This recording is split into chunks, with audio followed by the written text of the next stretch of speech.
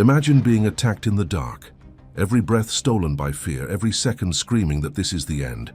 You're beaten, cut, strangled, left broken on the ground, and as your attacker walks away, they're certain of one thing: you're not getting back up.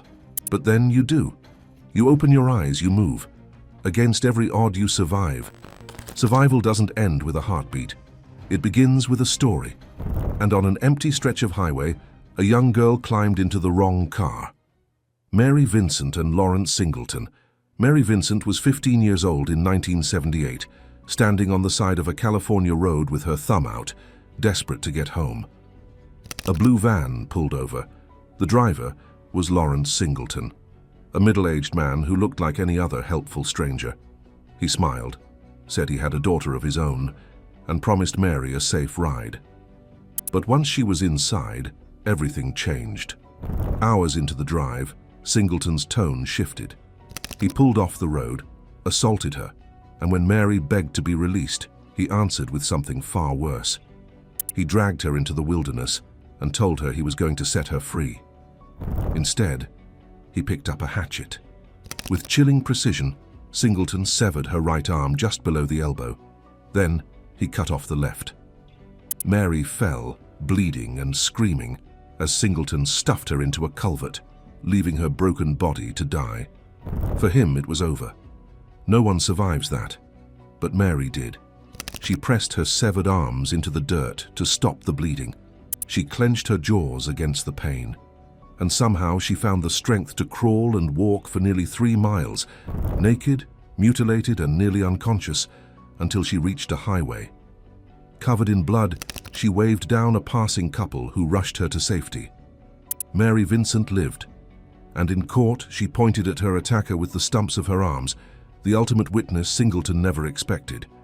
Her testimony convicted him, though his sentence was shockingly short, just 14 years. Singleton served only 8, and when he was released, Mary warned the world he would strike again. Years later, he did, murdering another woman in Florida. But monsters don't exist in one place alone. In another country, a young woman was ambushed at her own home, and 2 men dragged her into a nightmare so brutal it defied belief. Alison Botha and Frans Dutoit and Theuns Kruger. In December 1994, in the South African city of Port Elizabeth, Alison Botha had just pulled into her driveway after spending the evening with friends. It was late, quiet, the kind of night where nothing seemed out of place. But as she parked, a man slipped up to her car, pressed a knife against her, and forced his way inside. His name was Frans Dutoit. Soon, his accomplice Theuns Kruger joined him. Together, they made Alison drive out of the city, down empty roads, until they reached the outskirts of town. There, in the shadows, the nightmare unfolded. For hours, the 2 men assaulted her. They strangled her until she passed out. Believing she was dead, they took it even further, stabbing her more than 30 times in the abdomen. Then, with chilling precision, they slit her throat so deeply she was nearly decapitated. Satisfied she could not possibly live, they left her in the dirt, discarded like nothing more than a broken body. But Alison wasn't finished. Against all odds, she opened her eyes. She dragged herself across the ground, holding her own head upright with one hand to keep her airway open. Bleeding, barely conscious, she crawled until she reached a nearby road, where she collapsed in the path of an oncoming car. The driver stopped, and Alison was rushed to the hospital. Doctors couldn't believe she was alive.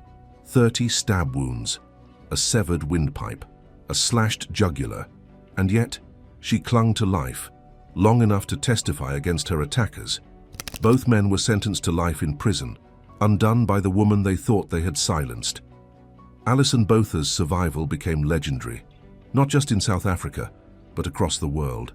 A living symbol of endurance and a reminder that even in the darkest cruelty, resilience can shine through.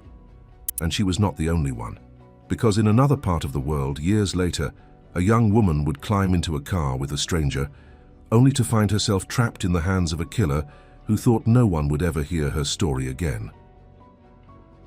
Jennifer Asbenson and Andrew Urdiales. In 1992, 20-year-old Jennifer Asbenson was on her way to work at a California children's home when she missed her bus. Stranded and anxious about being late, she accepted a ride from a man who seemed polite, soft-spoken, even kind. His name was Andrew Urdiales. At first he was charming, but once Jennifer was in his car, the mask slipped. Urdiales drove her to a remote desert area, pulled a gun, and tied her up with rope and strips of clothing. For hours she was terrorized, gagged, beaten, and dragged through the darkness. He told her she was going to die, and then he tried to make good on his promise. Urdiales strangled her with a rope until she lost consciousness, believing she would never breathe again. Convinced she was dead, he left her bound in the desert heat. But Jennifer woke up. Panicked, disoriented, her wrists raw from rope burns, she managed to free herself. Barefoot and half-clothed, she ran through the desert brush, crashing through thorns and rocks until she saw headlights. A passing car stopped. She leapt inside, shaking, gasping, alive. Her testimony years later helped link Urdiales to a string of murders across California and Illinois. He would eventually be convicted of killing 8 women. Jennifer Asbenson was the one who lived to tell the world exactly who he was, but killers don't always strike strangers. Sometimes the victim knows nothing of danger until the attack is already underway, on what seems like an ordinary walk home. Holly K. Dunn and Angel Maturino Resendiz. In 1997, Holly K. Dunn was a 20-year-old college student in Lexington, Kentucky. Life was simple. Classes during the day, friends and fraternity events in the evenings, and, on that summer night, a quiet walk with her boyfriend Chris Meyer. The two strolled along the railroad tracks near campus, talking, laughing, enjoying the kind of carefree evening that feels perfectly safe when you're young. But safety ended in the shadows. From nowhere, a man emerged, blocking their path. His name was Angel Maturino Resendiz, a drifter who would later be known to the world as the Railroad Killer. He carried a knife, and in an instant, the peaceful walk turned to chaos. Chris tried to protect Holly, but Resendiz overpowered him. He struck Chris again and again with a heavy rock until he lay motionless on the ground. Holly could only watch in horror as the man she cared for was murdered before her eyes. Then Resendiz turned on her. The knife slashed. The blows rained down. She was raped, stabbed, and beaten so savagely that bones in her face shattered. By the end, she was barely conscious, her body crumpled in the dirt beside the tracks.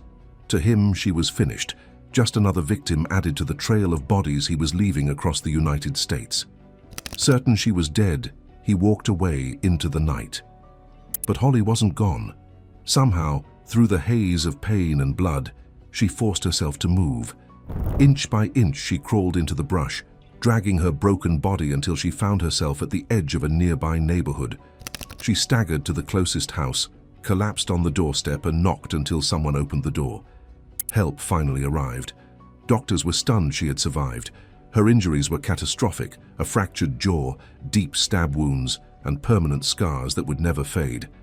Her recovery was long and agonizing, both physically and emotionally. But Holly refused to remain silent. She testified against the Railroad Killer. She told her story publicly, breaking through the fear that he had tried to instill. And when Resendiz was finally caught, tried, and executed, Holly stood as the only known survivor of his killing spree, living proof that his attempt to erase her had failed. Her survival wasn't just about life and death. It was an act of defiance, proof that even the most brutal cruelty can't silence every voice. And far away from Kentucky, another young woman would find herself trapped, not on railroad tracks, but in a quiet suburban neighborhood, where a trusted face suddenly became her worst nightmare. Ashley Reeves and Samson Shelton. In 2006, 17-year-old Ashley Reeves from Illinois thought she was meeting a friend. Instead, she found herself face to face with someone she trusted: her former teacher, Samson Shelton. What seemed like an ordinary afternoon quickly turned into a trap. Shelton lured Ashley to a secluded wooded area. There, an argument spiraled into violence. He strangled her with his bare hands until her body went limp. Believing she was dead, he dragged her into the undergrowth, leaving her neck broken and her body twisted on the cold ground. To him, it was over. He walked away certain he'd erased a life, confident no one would find her in time. But Ashley Reeves wasn't gone. Hours later, though paralyzed from the neck down, she somehow clung to life. 30 hours passed before she was discovered, unconscious, battered, but breathing. Doctors doubted she would survive, let alone walk again. But after months of grueling recovery, Ashley not only lived, she regained her independence. Her testimony exposed Shelton's cruelty, and his conviction ensured he'd never again walk free. Ashley's survival became a symbol of resilience, proof that even when the body is broken, the will to live can be stronger. And sometimes, survival isn't just about escaping the attacker. It's about uncovering betrayal at the hands of someone far closer, someone who was supposed to protect you. Victoria Cilliers and Emile Cilliers. In 2015, British Army officer and skydiving instructor Victoria Cilliers prepared for what should have been an exhilarating jump. Skydiving was second nature to her, but what she didn't know was that someone had already tampered with her parachute, and that someone was her own husband, Emile Cilliers. When Victoria leapt from the plane, she pulled the cord as she had done countless times before. But instead of the chute billowing open, the lines twisted, useless. Her reserve failed as well. She was plummeting thousands of feet with nothing to slow her fall. Witnesses on the ground watched in horror as she slammed into a plowed field. By every law of nature, she should have died instantly. But miraculously, Victoria lived, her body shattered, but alive. The investigation revealed the truth. Her husband had deliberately sabotaged both parachutes. It wasn't his first attempt either. Just days earlier, he had tried to kill her by causing a gas leak at their home. His motive? A new lover and the promise of financial gain. Victoria's survival became the evidence that sealed his fate. In court, her testimony, paired with the forensic proof of tampered gear, exposed Emile Cilliers for what he was. A man willing to sacrifice his own wife for greed. She survived the fall, and with it, revealed the betrayal closest to home. And betrayal takes many forms, even the kind that leaves a child abandoned, broken, and bleeding, with no one to call for help. Chris Carrier and David McAllister. In 1974, 10-year-old Chris Carrier was walking home from school in Florida when an older man approached him. His name was David McAllister. He looked ordinary, even kind, and he spun a simple story. He needed help picking up supplies for a party. Chris, polite and unsuspecting, agreed to go with him. But there was no party. Instead, McAllister drove the boy deep into the wilderness. The ride ended in terror as he tied Chris up and pulled out an ice pick. The stabbing was relentless, blow after blow, until the child was limp and bleeding. Somehow, Chris was still breathing, so McAllister pressed a gun to his head, pulled the trigger and left him in the swamps to die. Days passed. In the Florida heat, with no food, no water, and his body mangled, Chris should have slipped away.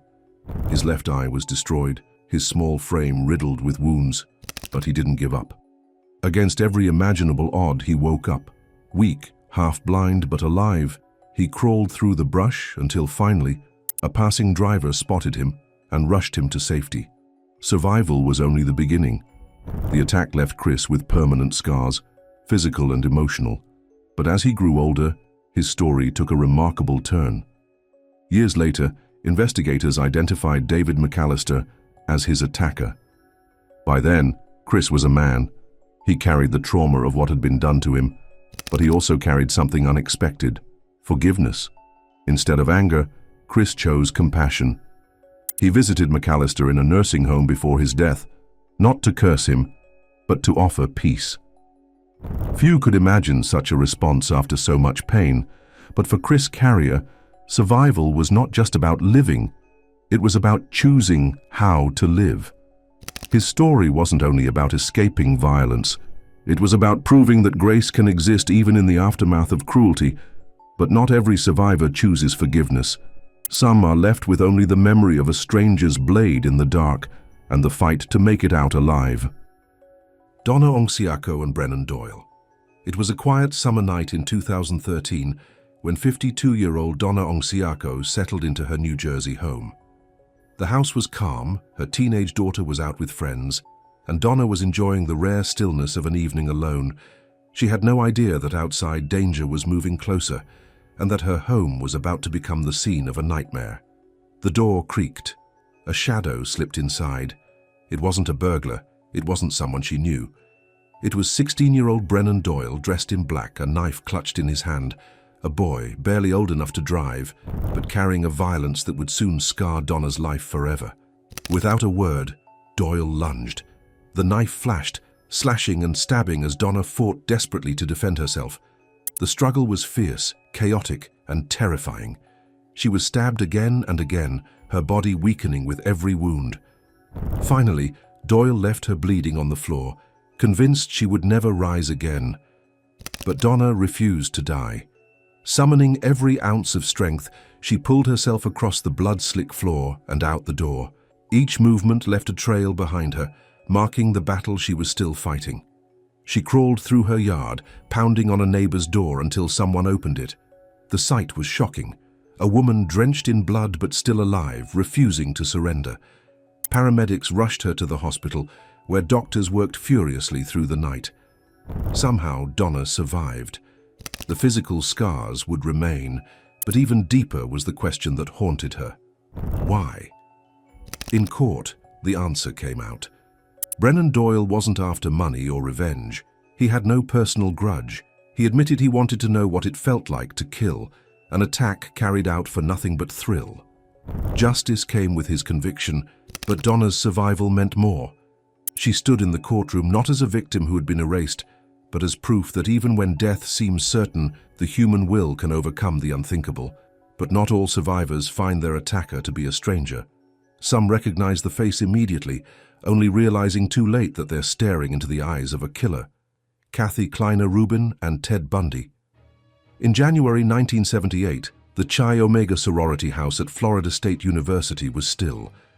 Most of the young women were asleep, the air filled with nothing more than the quiet hum of a winter night. Behind locked doors, they felt safe, until that night's silence was broken by one of America's most infamous predators. Ted Bundy, already a fugitive from justice, crept through the dark hallways, armed with a heavy wooden club. His rampage began room by room, brutal and methodical. He bludgeoned and strangled, leaving 2 young women dead before moving on to others. The attack was quick, frenzied, and fueled by a terrifying precision. One of his next targets was 20-year-old Kathy Kleiner. As she lay in her bed, the door creaked open. Bundy stepped inside and swung the club with devastating force. Her jaw shattered instantly, teeth broken, her body convulsing under the blows. To Bundy, she was just another victim. One more name to add to the trail of women he believed he could erase from the world. But Kathy didn't die. Somehow, through the pain and confusion, she clung to life. And just as Bundy prepared to continue his attack, the sound of voices stirred elsewhere in the house. Lights flicked on. The commotion startled him, and Bundy fled into the night, leaving Kathy bloodied but alive. Her survival was critical, though scarred physically and emotionally. She carried something Bundy could never silence: her testimony. Kathy would later describe the man who attacked her, her story joining the overwhelming evidence that finally brought him down. For Bundy, Kathy was supposed to be just another faceless casualty. Instead, she became a living reminder that not even his brutality could erase every voice. She carried her scars with courage, speaking out against the man who tried to silence her forever, proof that survival can echo louder than violence. And in the same year, across New York City, another woman would face her own nightmare, a brutal assault in the dark, one that left her fighting not just for survival, but for her very identity. Tricia Mailey and Matthias Reyes. On the night of April 19, 1989, New York City's Central Park was alive with its usual rhythm: joggers, cyclists, and people enjoying the spring air. Among them was 28-year-old investment banker Tricia Mailey, out for her nightly run. But somewhere along the path, the park turned into a trap. She was ambushed by a man named Matthias Reyes, a serial rapist already on the prowl. He beat her savagely, raped her, and left her unconscious in the dirt. By the time she was found hours later, she had lost 3/4 of her blood. Her skull was fractured, and she was in a coma. Doctors did not expect her to live. For 12 days, she remained unconscious. her identity a mystery to the public, who came to know her only as the Central Park jogger. But Tricia woke up. Though she had no memory of the attack itself, she survived the unimaginable. Over time, she relearned how to walk, talk, and rebuild her life. Her case became infamous, not only for the brutality of the crime, but for the wrongful convictions that followed. 5 teenagers, the Central Park 5, were accused and imprisoned, while the true attacker, Matias Reyes, remained free to harm others. It wasn't until 2002, after Reyes confessed and DNA confirmed it, that the truth was revealed. Tricia's survival was more than medical defiance. It became a story about resilience, justice delayed, and the strength to reclaim one's life, even after being left for dead. And while her case shocked a city, another survivor's story would become known only by a haunting nickname: the Vanishing Blonde. The Vanishing Blonde and Michael Lee Jones. In 1988, a 22-year-old woman working at a hotel in Florida finished her shift like any other night. But when she stepped into a service area, she was attacked by a stranger, a man named Michael Lee Jones. He dragged her into a room, bound her, and brutally assaulted her. Then, determined to make sure no one ever heard her story, he stuffed her into the trunk of a car and drove off into the night. For hours, she lay trapped, terrified and suffocating. Eventually, Jones dumped her in a remote canal area, beat her until she lost consciousness, and left her submerged in the water, convinced she would drown. But she didn't. Somehow, battered and near death, she clawed her way back to the surface. Naked, bruised and bloodied, she stumbled until she found help. Her survival was extraordinary, but what followed was nearly as brutal. Law enforcement at first doubted her story. Only after relentless pressure and DNA evidence did the truth come out. Jones had attacked her, and he was eventually linked to other crimes. The press dubbed her the Vanishing Blonde, a haunting name that masked the reality. She was a survivor who refused to vanish at all, and she wasn't the only one to confront a predator who left victims bleeding but alive. Because in another case, 2 sisters, and a young woman with them, would face a man who earned the chilling title of the Indiana Slasher. Kathy and Sherry Rotler, Candice Smith and Thomas Indiana Slasher Williams. In the mid-1970s, fear gripped the Midwest. Women whispered about a man who stalked the night, a knife in his hand, leaving bodies bleeding in the dark. The press would later call him the Indiana Slasher. His real name was Thomas Williams, a predator whose cruelty seemed to grow with every attack. Sisters Kathy and Sherry Rotler were just teenagers when Williams crossed their path. What should have been an ordinary evening turned into horror. He abducted them, dragged them into the woods, and with his knife, unleashed his rage. The stabbing was frenzied, merciless. When he was finished, he left their bodies in the undergrowth, convinced there would be no witnesses to tell the story. But he was wrong. Against all odds, both girls clung to life. Bloodied, weak, and in shock, they were discovered and rushed to the hospital. Their survival shocked investigators and terrified the community. If Williams could do this and fail to finish the job, it meant he was still out there, sharpening his blade for the next attack. And he struck again. Candice Smith became another target. Stabbed multiple times and left behind as though she were already gone, Candice too managed to survive. Her recovery was brutal, but she refused to let her attacker erase her. When the time came, she stood with other survivors to identify the man who had scarred them all. Williams thought he was silencing voices. Instead, he left behind a trail of survivors, battered, scarred, but alive, each one pointing directly to him. Their testimonies sealed his conviction and ended a reign of terror that might have claimed dozens more lives. The Indiana Slasher was unmasked not by detectives alone, but by the strength of the women who lived through his violence. But not every attack comes from a stranger with a notorious name. Sometimes it happens in the quiet of a family home when a young woman wakes in the middle of the night to find a shadow standing over her bed. Ashley Van Hemert and the Home Intruder. In 2008, 20-year-old college student Ashley Van Hemert was asleep in her family's Alaska home when the nightmare began. She woke in the dark to the sound of someone breaking in, and before she could react, a man was standing over her with a weapon. He tied her up, strangled her until she lost consciousness, and dragged her to another room. Convinced she was dead, he left her bound and motionless, believing his crime was complete. But Ashley wasn't finished. She came to, her body aching, her breath ragged. Using every ounce of strength, she managed to free herself and escape. Running barefoot into the cold Alaskan night, she reached safety before her attacker could return. Her survival and testimony led investigators directly to the man responsible. The intruder was arrested, and Ashley's courage in court ensured he could never attack another woman. She had woken up in her worst nightmare and turned it into proof that even in the most vulnerable moments, survival is possible.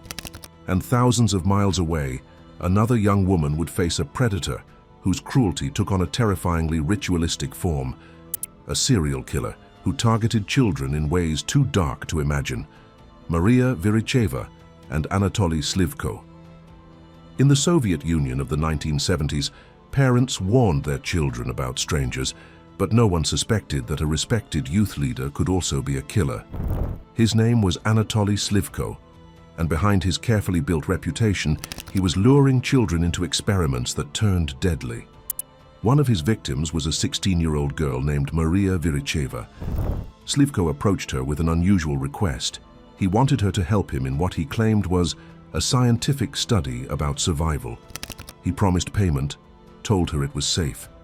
Maria agreed, not knowing she was walking into the hands of a predator. Slivko hanged her until she lost consciousness. To him, it was part of his twisted ritual, watching life slip away. Convinced she was dead, he discarded her and prepared to cover his tracks. But Maria woke up. Bruised, terrified, and disoriented, she realized what had been done to her. And unlike his other victims, she survived long enough to go to the police.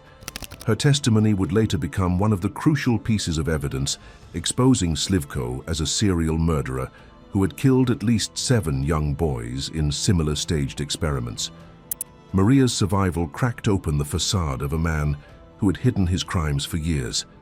She had been left for dead, but instead she became the voice that brought down one of the Soviet Union's most sadistic killers.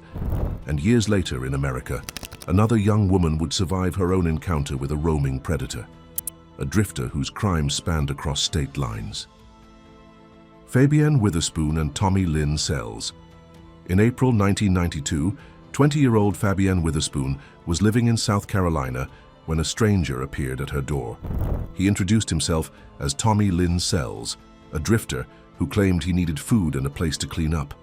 Fabienne, kind-hearted, agreed to help, but kindness was exactly what Sells preyed on.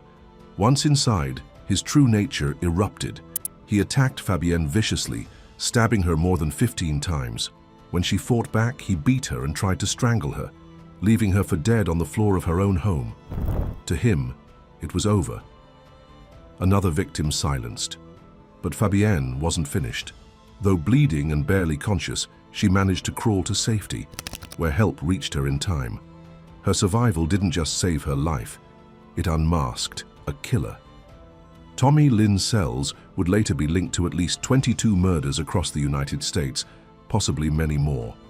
Fabienne's courage in surviving and speaking out exposed a man who had traveled the country, leaving death in his wake. She was supposed to be another nameless casualty.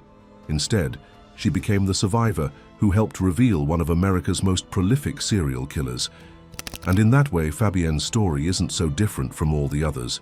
Mary Vincent crawling out of a ravine, Alison Botha holding her head upright to breathe, Jennifer Asbenson running barefoot through the desert, Holly Dunn staggering from the railroad tracks, Ashley Reeves lying broken in the woods, each one left for dead, each one written off by the person who tried to destroy them. But they lived. And because they lived, the truth was dragged into the light. Killers faced justice, crimes were exposed, and survivors proved that the human will can be stronger than the darkest cruelty. Scars remain, yes. Pain never fully disappears. But their voices, the ones that were never supposed to be heard again, now echo louder than the monsters who tried to silence them. Because survival is more than just breathing. Survival is defiance. Survival is testimony. Survival is proof. And as long as survivors keep telling their stories, No killer can ever truly finish what they started.